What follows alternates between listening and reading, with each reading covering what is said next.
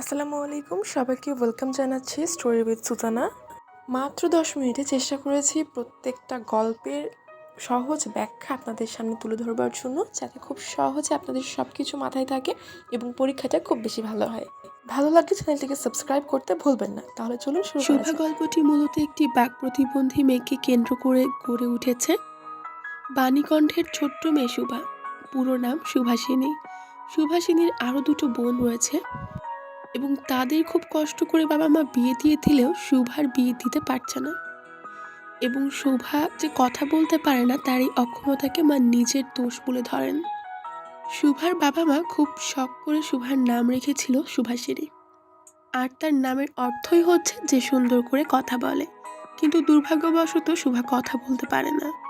সে একজন বাক প্রতিবন্ধী, আর তার এই ত্রুটিকে সবাই তার সামনে এমন অভিশাপ রূপে তুলে ধরে যে শুভা সবার থেকে নিজেকে আড়াল করে রাখতে চায়। তবে কথা বলতে না পারে শুভার তেমন কোনো বন্ধু ছিল না। গোয়ালের দুটি গাভী, সর্বশী ও পাঙ্গুলি ছিল তার একমাত্র সঙ্গী।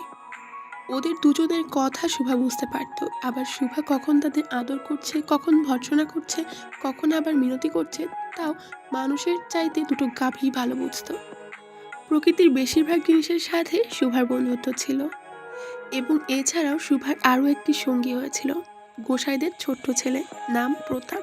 প্রতাপ সংসারের কোনো কাজকর্ম করে না, তবে তার প্রধান শখ ছিল ছিপ ফেলা, আর এতে তার প্রধান সঙ্গী শুভা।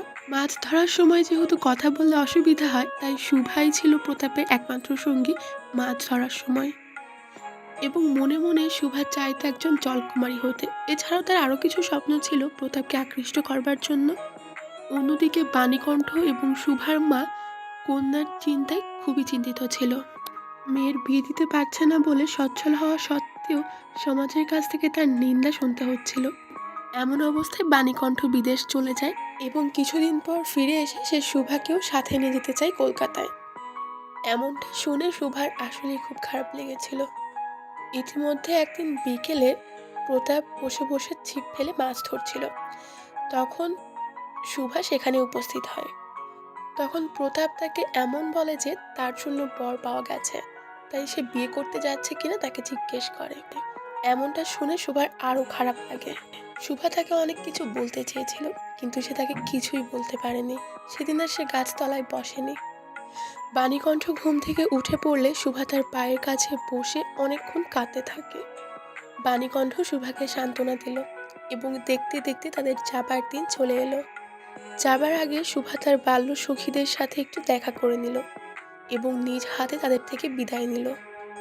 যাবার আগে পাঙ্গুলি আর সর্বশীর দিকে তাকিয়ে তার চোখ ভরে গেল জলে। আর এরই মধ্যে দিয়ে ইতি টেনেছেন রবীন্দ্রনাথ ঠাকুর শুভা গল্পে।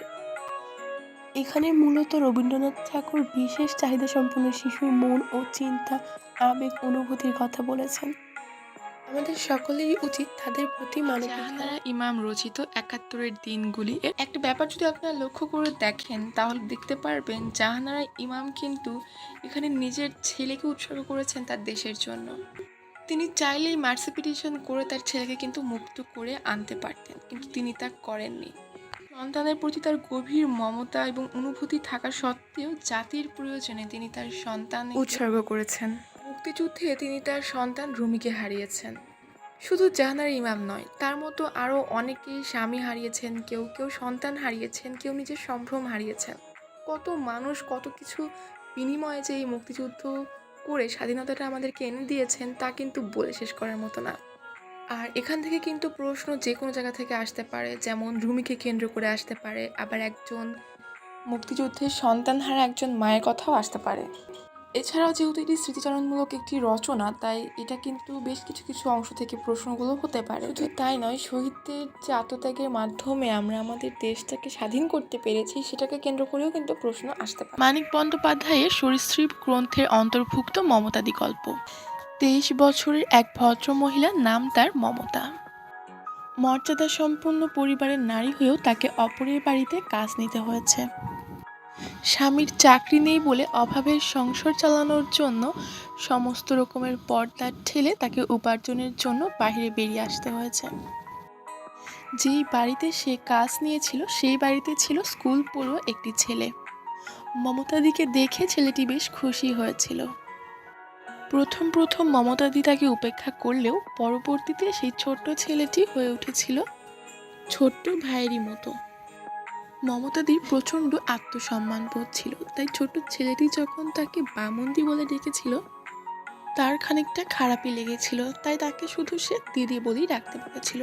ঠিক এমনিভাবে ছেলেটির সাথেও সে খুব ভালো একটি সম্পর্ক তৈরি করেছিল। একদিন ছোট ছেলেটির বাড়িতে অতিথি এসেছিল এবং আসার সময় তার জন্য প্রচুর রসগোল্লা আর সন্দেশ নিয়ে এসেছিল। সবার সামনে নিজের ভাগটা খেয়ে ভাড়ার ঘরে গোপনে নিজের ভাগটা মুখে পুরে চলেছিল। কোথা থেকে মমতাদি এসে ধরে ফেলে তাকে। মমতাদিকে দেখে ছেলেটি ভারী লজ্জা পায়।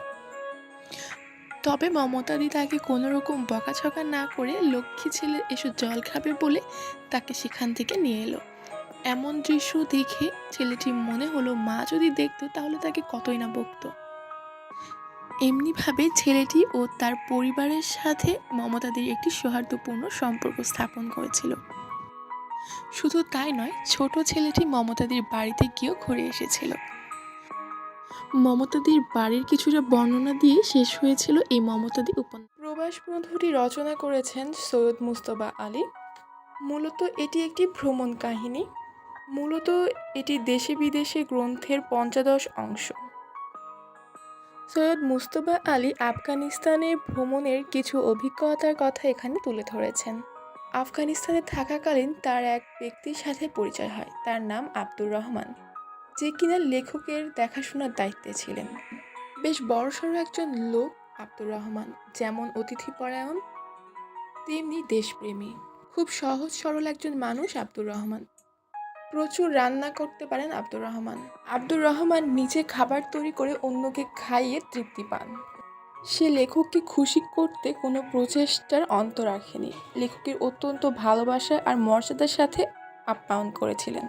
লেখকের জন্য সে হরেক রকমের সুস্বাদু খাবারের ব্যবস্থাও করেছিলেন, যা দেখে কিনা লেখকের অবস্থা রীতিমতো খারাপ, কারণ একজনের খাবারের পরিবর্তে সে অনেক পরিমাণে খাবার রান্না করেছিল। কিন্তু তাই নয়, আব্দুর রহমান তার নিজ দেশে যাবার জন্য লেখককে আহ্বান জানায়। আব্দুর রহমান তার নিজ দেশের সৌন্দর্যের বর্ণনা তুলে ধরেন লেখকের সামনে। শুধু তাই নয়, বিভিন্ন ধরনের প্রাকৃতিক সৌন্দর্যের কথাও বলেন তিনি লেখককে। এতে তার দেশপ্রেমের প্রতিফলন ঘটে। প্রবাস বন্ধু গল্পে লেখক নিজের অভিজ্ঞতা হাস্যরসাত্মকভাবে তুলে ধরেছেন। বিভূতিভূষণ বন্দ্যোপাধ্যায়ের আমাটি ভেপু গল্পটি। এই গল্পে রয়েছে ১০-১১ বছরের মেয়ে দুর্গা, আর রয়েছে তার ভাই অপু, সাথে আছে বাবা হরিহর এবং মা সর্বজয়া। মূলত এই চারজনকে কেন্দ্র করেই গড়ে উঠেছে এই আমাটির ভেপু গল্পটি। হরিহর গ্রামের অন্নদা রায়ের বাড়িতে কাজ করে, তবে যা মাইনে পায় তা দিয়ে সংসার কোনো রকম তার চলে যায়। তবে দারিদ্রতার কারণে সন্তানদের চাহিদা ঠিকমতো সে মেটাতে পারে না। অপুর সেলাই করা কাপড় পরা দেখে সর্বজয়ার খারাপ লাগলেও তা নিয়ে কিন্তু অপুর খুব একটা মাথা ব্যথা নেই। অন্যদিকে দুর্গা খুবই দুরন্ত, মাকে লুকিয়ে এখানে ওখানে ঘুরে বেড়ায়। রোদ ঝড় বৃষ্টি কোনো কিছুই তার কাছে কোনো বাধা হয়ে দাঁড়ায় না। বনে বাদারে ঘুরে বেড়ায়, কারোর গাছের ফল পেড়ে নিয়ে এসে ভাই এবং বোন দুজনে মিলেই খায়। প্রকৃতির মাঝেই তারা খুঁজে পায় জীবনের অনাবিল আনন্দ। তবে তাদের সংসারে বিরাট ঋণের বোঝা। দারিদ্র ক্লান্ত এমন গ্রামীণ সমাজের চিত্রই ফুটে উঠেছে আমাটির ভেপু গল্পে। তবে ১০ গ্রাম থেকে পুরোহিতের কাজ পাওয়ার প্রস্তাব এলেও সে তাতে রাজি হয় না, কেননা এতে তার দারিদ্র্যের কথা প্রকাশ পেয়ে যেতে পারে। শুধু তাকে নিচু হিসেবেও দেখতে পারে মানুষ, এই ভেবে সে সেই প্রস্তাব গ্রহণ করে না। চরম দারিদ্রতা সত্ত্বেও অন্যের কাছে নিজেকে ছোট করতে চায় না হরিহর। তবে সর্বজয়া অভাবের কাছে পরাজিত হয়ে ১০ বসবাসের প্রস্তাবে স্বামী হরিহরকে রাজি হতে বলেন। তবে এর কোনো কিছুই প্রভাব ফেলে না দুর্গা ও অপুর শৈশব জীবনে। অপু ও দুর্গা হতদরিদ্র পরিবারের শিশু, কিন্তু তাদের কষ্ট এই গল্পে মুখ্য হয়ে দাঁড়ায়নি, বরং তাদের শৈশব জীবনের আনন্দমুখরিত জীবনের কথাই কিন্তু এখানে প্রধান হয়ে দাঁড়িয়েছে।